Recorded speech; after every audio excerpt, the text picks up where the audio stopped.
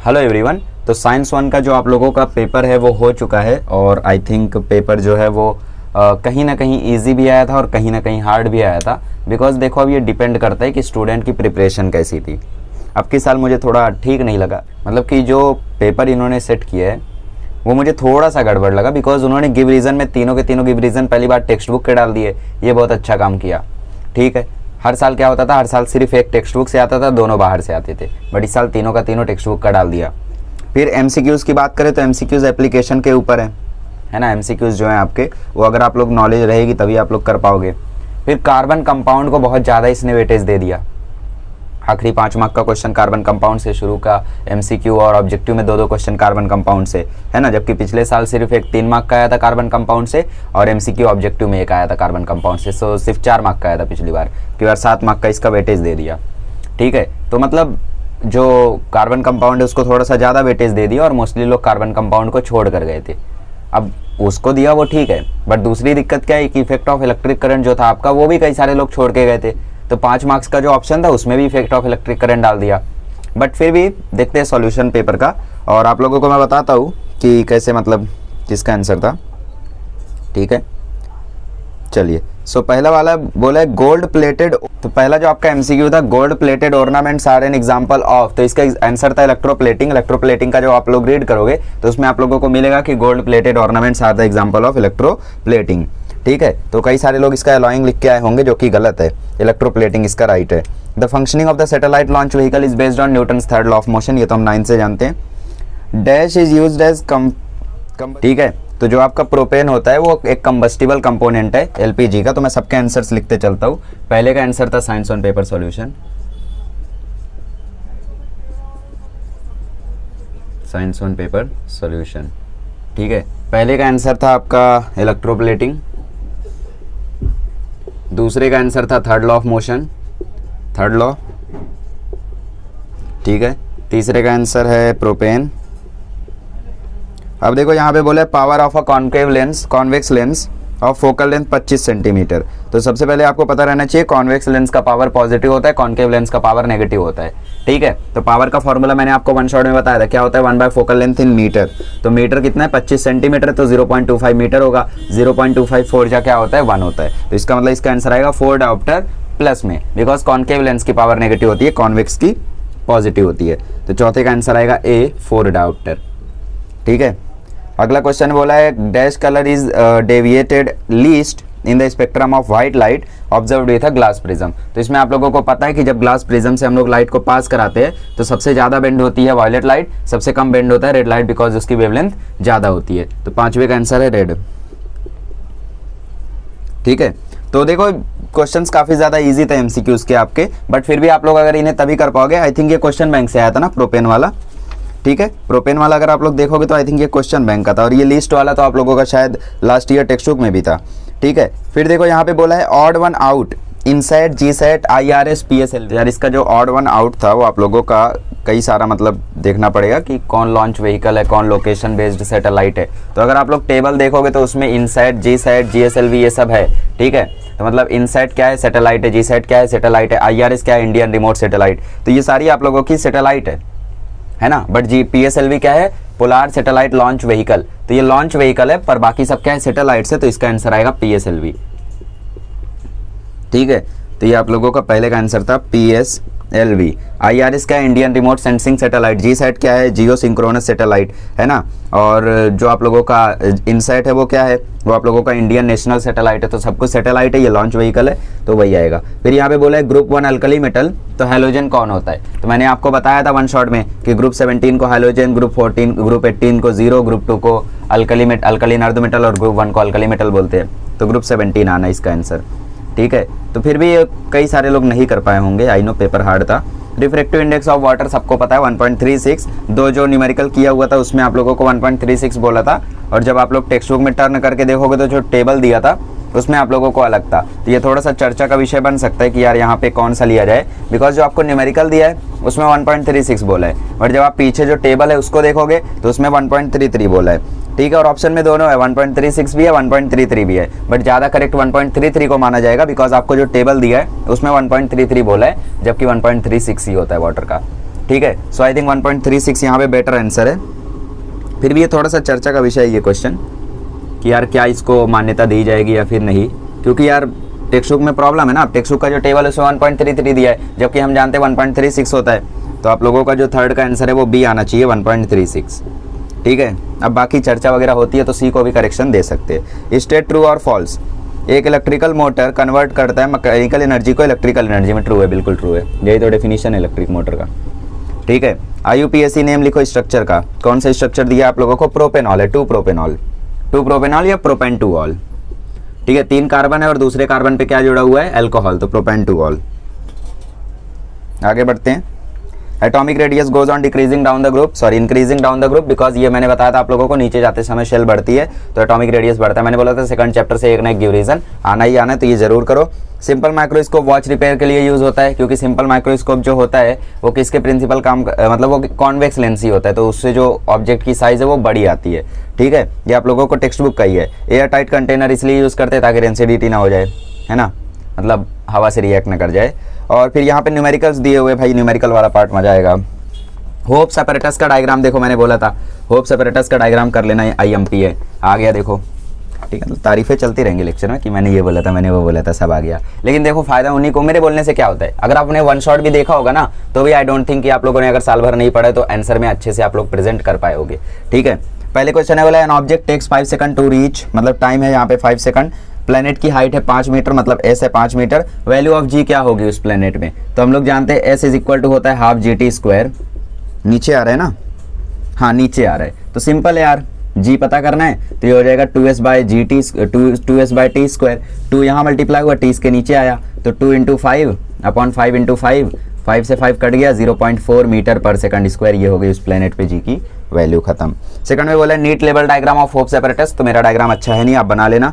Laws of reflection, 2 laws आपको दिए हुए टेक्स्ट बुक में पेज नंबर 74 पे। मैंने बोला था कि यार लॉज बहुत इंपॉर्टेंट है, और मैंने ये भी बोला था कि होप्स अपैरेटस का डायग्राम आएगा, देखो दोनों क्वेश्चन आए हैं। ठीक है। और फिर इसमें बोला है कि मेन ओर ऑफ एल्यूमिनियम लिखो और कौन सी इंप्योरिटी प्रेजेंट होती है एल्यूमिनियम ओर में, ये लिखो। तो आप लोगों का ये मेटलर्जी से क्वेश्चन है, तो ये आई डोंट थिंक कि ज़्यादा लोग किए होंगे, और जिनको न्यूमेरिकल नहीं आता होगा उन्होंने पहला भी नहीं किया होगा, और जो होप्स अपैरेटस नहीं करके गए उन्होंने दूसरा भी नहीं किया होगा, और जिन्होंने लॉज ऑफ रिफ्लेक्शन नहीं देखा था उन्होंने तीसरा भी नहीं किया होगा। तो इसका मतलब पेपर काफ़ी हार्ड था।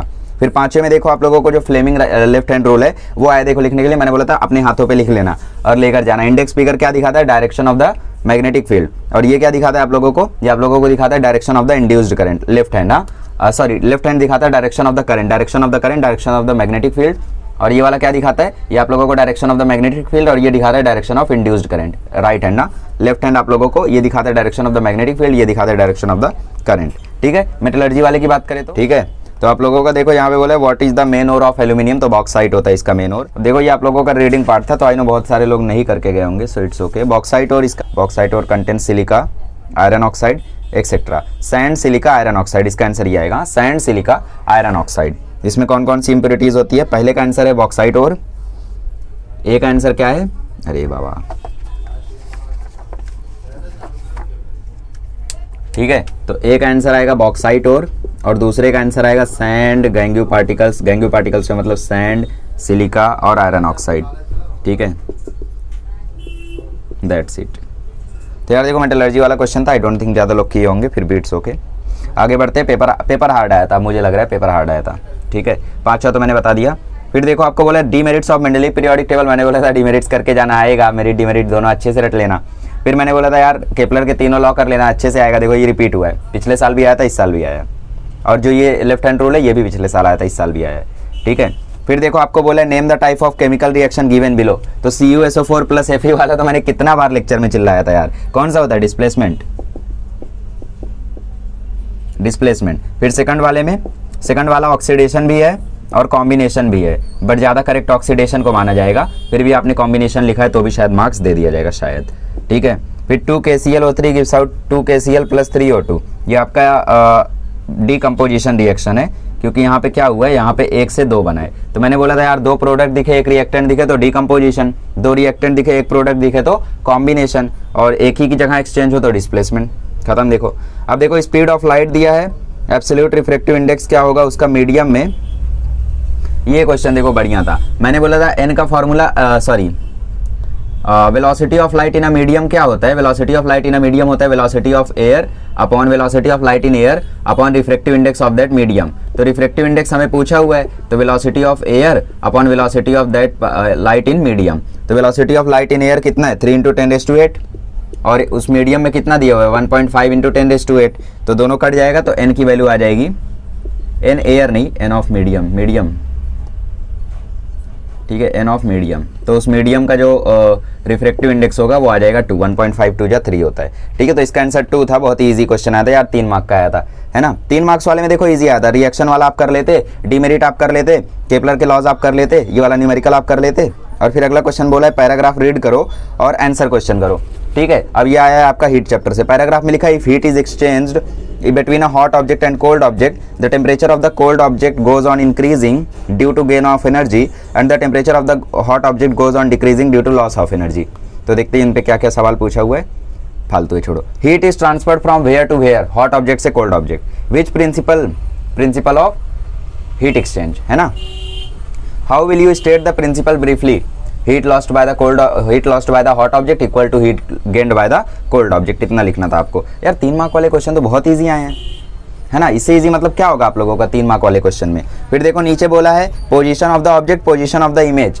मैंने बोला था रे डायग्राम में ये टेबल बहुत इंपॉर्टेंट है, करके जाना। 2F1 के पीछे रहेगा तो कहाँ बनेगा? 2F1 के अगर वो पीछे रहेगा तो वो आगे बनेगा, F2 के आगे, ठीक है। जैसे ठीक है, तो अगर ऑब्जेक्ट देखो 2F1 के पीछे है तो जो इमेज है वो आपकी बनेगी 2F1 के पीछे, मतलब वो F1 और 2F2 के बीच में बनेगा, है ना। F2 और 2F2 के बीच में बनेगा, और जो नेचर होगा वो तो रियल और इन्वर्टेड ही होगा। फिर बोला है कि अगर इन्फिनिटी पे है इमेज, अगर इन्फिनिटी पे बन रही है तो इट मीन्स जो रे ऑफ लाइट है वो ऐसे आ रही होगी और ऑब्जेक्ट रखा होगा F1 पे, है ना। तो ऑब्जेक्ट अगर F1 पे रखा रहता है तो इमेज बनती है इन्फिनिटी पे। अगेन ये रियल और इन्वर्टेड ही होती है, ठीक है। अब रियल, इन्वर्टेड एंड एनलार्ज्ड, तीसरे में आप लोगों को बस नेचर ऑफ द इमेज दिया हुआ है, रियल, इन्वर्टेड एंड एनलार्ज्ड। तो इसका मतलब हम क्या समझे? बिकॉज देखो रियल, इन्वर्टेड और एनलार्ज आप लोगों का दो केस में दिया है। टेक्स्ट बुक 1 मिनट में देखता हूँ,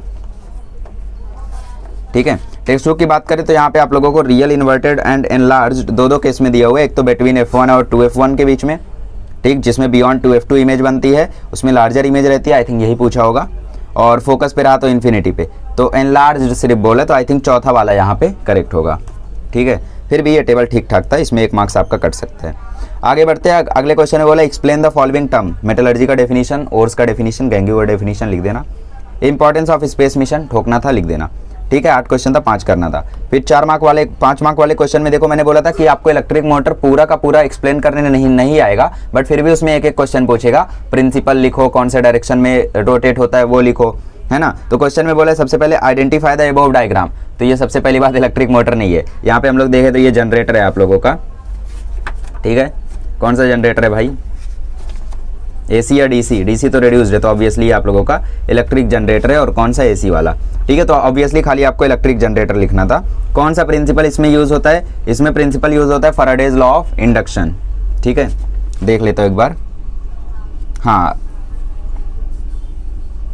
based on the principle but the same principle can be, ठीक है।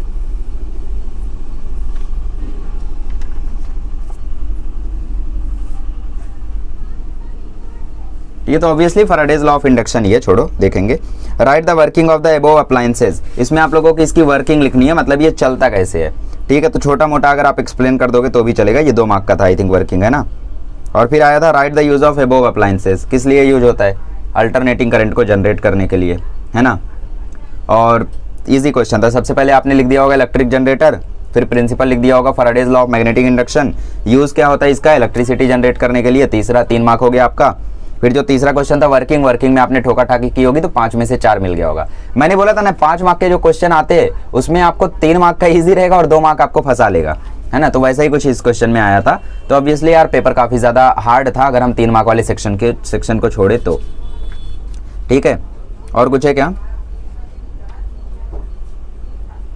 ठीक है। सो आगे बढ़ते हैं। अगले में आप लोगों को देखो यहाँ पे हाइड्रोकार्बन आ गया है, इलेक्ट्रॉन डॉट स्ट्रक्चर ड्रॉ करने आ गया है, होमोलॉगस सीरीज डिफाइन करने आ गया है, और सैचुरेटेड और अनसैचुरेटेड हाइड्रोकार्बन पहचानने आ गया है। तो अगर आप लोगों ने मेरा 9वें चैप्टर का लेक्चर देखा होगा ना तो ये क्वेश्चन आपका बहुत चिंदी गया होगा।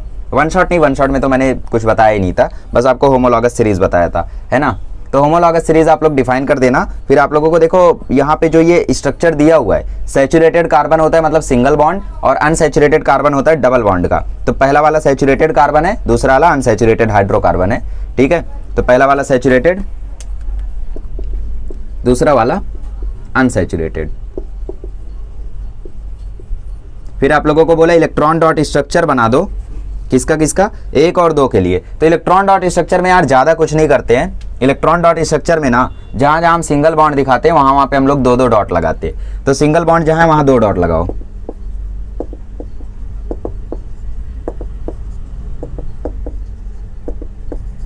ठीक है, हो गया। फिर इसमें देखो जहां डबल बॉन्ड है वहां 4 डॉट लगाओ। तो अगर आप लोगों ने मेरा मतलब वाला लेक्चर देखा होगा जिसमें मैंने मतलब बताया था आप लोगों को 9वें चैप्टर का क्या क्या इंपॉर्टेंस है और उसके बाहर से नहीं आएगा, और आप लोग देखोगे तो वहीं से आया सब कुछ, ठीक है। मैंने उसमें होमोलॉगस सीरीज बताई थी, डॉट स्ट्रक्चर बताया था, बॉन्ड लाइन फार्मूला बताया था, सब कुछ बताया था, ठीक है। तो पहला 2 क्वेश्चन तो आप लोगों का 4 मार्क्स आराम से मिल गया। फिर होमोलॉगस सीरीज डिफाइन करने बोल दिया, तो इसमें ऑब्वियसली डिफाइन करना काफी ज्यादा मुश्किल होता है, ठीक है। तो आप लोगों ने आई डोंट नो डिफाइन किया या फिर नहीं किया, बट स्टिल आप लोगों को इसमें 5 में से 4 मार्क्स मिल गया होगा। जैसे पिछले वाले में आपको 5 में से 4 मार्क्स इजीली मिल गया, बट 5वां मार्क्स लेना मुश्किल था, वैसे इसमें आप लोगों को 5 में से 4 मार्क्स इजीली मिल गया और बाकी मार्क्स लेना मुश्किल था, ठीक है। ओके, सो होमोलॉगस सीरीज का डेफिनेशन यहाँ पे आपको दिया है, the series of compound formed by joining the same functional group in the place of a particular hydrogen atom on the chain having sequentially increasing length is called homologous series, ठीक है। तो ये question में आप लोग 5 में से 4 marks जरूर स्कोर करोगे अगर आप लोगों को पता रहेगा तो, ठीक है। तो देखो यहाँ पे क्या क्या हुआ, मतलब क्या क्या एनालिसिस निकला है पेपर का एनालिसिस देखो बस इतना है कि जिन्होंने साल भर नहीं पढ़ा होगा उनका पेपर आज बहुत बुरा गया होगा और काफी सारी चीजें उन्होंने फेस की होगी। मतलब अगर ऑब्जेक्टिव तो यार एक भी नहीं आया होगा, है ना। अगर आप लोगों ने मेरा वन शॉट देखा होगा तो ऑब्वियसली आपको मतलब 4 डायोप्टर वाला आंसर आया होगा, रेड वाला आंसर आया होगा, ग्रुप 17 वाला आंसर आया होगा, और ट्रू फॉल्स वाला छोड़ दो, ठीक है। न्यूमेरिकल सॉल्व करने शायद आया होगा, ये चीज मैंने बताई थी, ये चीज भी आपको आई होगी, ठीक है। रिएक्शन का 3 मार्क आपको मिला होगा, और फिर ये हाइड्रोकार्बन वाले चैप्टर को मैंने बहुत ही शॉर्ट में करा दिया था। अगर आप लोगों ने मेरा लॉन्ग लेक्चर देखा होगा कार्बन कंपाउंड का, तो मैंने उसमें बस 5 ही 6 चीज बताई थी, एक nomenclature, electron dot structure, bond line structure, और ये आप लोगों का स्ट्रक्चरल फार्मूला, सैचुरेटेड अनसैचुरेटेड और होमोलॉगस सीरीज। इतनी ही कुछ चीजें मैंने बताई थी उस लेक्चर में, और देखो उसी के बीच में से आया है सब, ठीक है। तो एनालिसिस की बात करें तो जो आप लोगों का क्वेश्चन 1 होता है ऑब्जेक्टिव टाइप का, वो थोड़ा हार्ड था। अगर किसी ने क्वेश्चन बैंक किया होगा तो उसको 2-3 क्वेश्चन आए होंगे, बट स्टिल ये हार्ड था। क्वेश्चन नंबर 2A जो गिव रीजन था वो काफी ज्यादा चिंदी था, बहुत ही ज्यादा इजी था, सब टेक्स्ट बुक से आया था। B की बात करें तो ये हार्ड था, बिकॉज यार मेटलर्जी के चैप्टर के एकदम बीच में से क्वेश्चन आ गया था कि यार ये इंप्योरिटीज कौन कौन सी पाई जाती है वो लिखो, है ना। न्यूमेरिकल कई सारे लोग करके नहीं जाते ग्रेविटेशन का, आई डोंट नो क्या दुश्मनी न्यूमेरिकल से, तो उस पर भी मार्क्स गया होगा। होप सेपरेटर्स का मैंने बोला था डायग्राम कर लेना, बट आई नो आपने किया नहीं होगा, सिर्फ लेक्चर देखा होगा, तो ऑब्वियसली वहां भी मार्क्स गया होगा। लॉज ऑफ रिफ्रैक्शन मैंने बोला था कर लेना, बट आई नो आपने किया नहीं होगा, वहां भी मार्क्स गया होगा, है ना। अगर प्रीवियस ईयर पेपर्स मैंने बोला था देख लेना, तो प्रीवियस ईयर पेपर में देखो लॉज ऑफ रिफ्रैक्शन कई बार आया है, तो मुझे पता था ये क्वेश्चन काफी ज्यादा इंपॉर्टेंट आने का चांस, और देखो आया भी। और ये रूल तो मैंने आप लोगों को अच्छे से बताया था, बट फिर भी आपको याद नहीं आया होगा एग्जाम टाइम पे, है ना। तो यही फायदा, यही घाटा होता है आप लोगों का, अगर आप लोग साल भर ना पढ़े रहो और लास्ट मोमेंट पे सब कुछ पढ़ लो। फिर 3 मार्क वाले क्वेश्चन की बात करें तो 3 मार्क वाले क्वेश्चन को मैं जितना ईजी बोलूं उतना कम है, बिकॉज देखो इसमें प्रीवियस ईयर वाले क्वेश्चन रिपीट है, डी मेरिट 2019 से आया है, और जो laws related to given diagram है 2019 में मेरिट आया था, इस साल डी मेरिट आया है, ठीक है। जो लॉज है वो 2020 से आया है, 2021 में बोर्ड हुआ नहीं। ये आप लोगों को CuSO4 + Fe हमारे टाइम से ही आया है। और जो आप लोगों को टाइप ऑफ रिएक्शन है यार ये कितना चिंदी है ना, स्पीड ऑफ लाइट जो आप लोगों को बोला ये क्वेश्चन बैंक का क्वेश्चन है। तो यार 3 मार्क वाले क्वेश्चन को मैं जितना ईजी बोलूँ उतना कम है, 8 में से 5 तो देखो बहुत चिंदी है। फिर छठा क्वेश्चन आप लोगों का जो ये टेबल है, ये टेबल भी कई सारे लोगों ने सही बनाया होगा, 7वां 8वां कुछ लोगों ने नहीं किया होगा, तो 8 में से 6 तो करके आए होंगे। फिर 5 मार्क वाले क्वेश्चन की बात करें तो अगर आप लोगों ने चैप्टर छोड़ा तो ऑब्वियसली आपको हार्ड लगा होगा, बट आई थिंक ये काफी ज्यादा इजी था। अगर आप लोगों ने चैप्टर थोड़ा भी किया होगा, थोड़ा भी मेरा लेक्चर देख लिया होगा कार्बन कंपाउंड का, तो ये इजी गया होगा आपका, ठीक है। और बाकी जनरेटर वाला तो था ही। चलिए, तो इसी के साथ आपका ये पेपर सॉल्यूशन था, देख लीजिए, और फिर अगले लेक्चर की अगले जो पेपर है आपका साइंस 2 का, उसमें आप लोग प्रिपरेशन करें। डिमोटिवेटेड मत होइए, बिकॉज 3 पेपर और है, अच्छे से दे दो, ठीक है। और फिर उसके बाद आप लोग थोड़ा सा रिलैक्स हो जाओगे, थोड़े दिन कुछ एंजॉय करोगे। फिर रिजल्ट्स के टाइम पे थोड़ा सा आप लोगों को डर लगेगा, है ना। फिर रिजल्ट्स के बाद आप दोबारा से अपनी कैरियर पर फोकस करोगे। चलिए, थैंक यू सो मच।